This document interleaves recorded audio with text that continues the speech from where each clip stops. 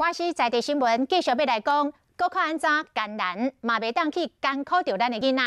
先来看这个现报，各县市各中小学的营养午餐，每一个学生每一顿的费用，为34块到60块拢有，是差真多。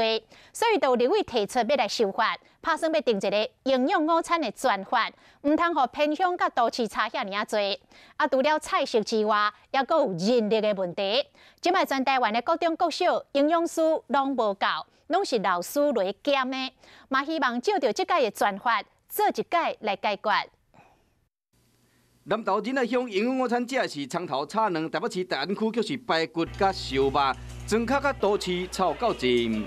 一个是要吃的健康，刚我们讨论到的营养师来把关，好。第二个是要煮的安全，第三个其实就是城乡均衡，因为我们目前太多预算集中在6都。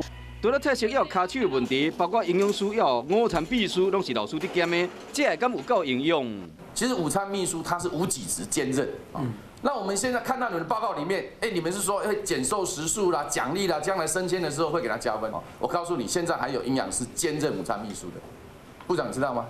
会达这个40班以上的标准的，其实反而是大多数，而且是非常大多数，是2700多所。那这些学校相对来讲，它就目前不用设置营养师。我这里还没有提到营养师的工作有多繁杂。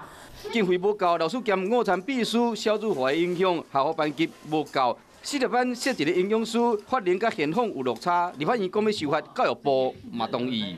专法的讨论的过程当中，确实也反映了几个长期需要去面对跟调整的，这包含像营养午餐、营养师、行政区域或是一些比较小型规模未设置的部分能够来同步的来增列。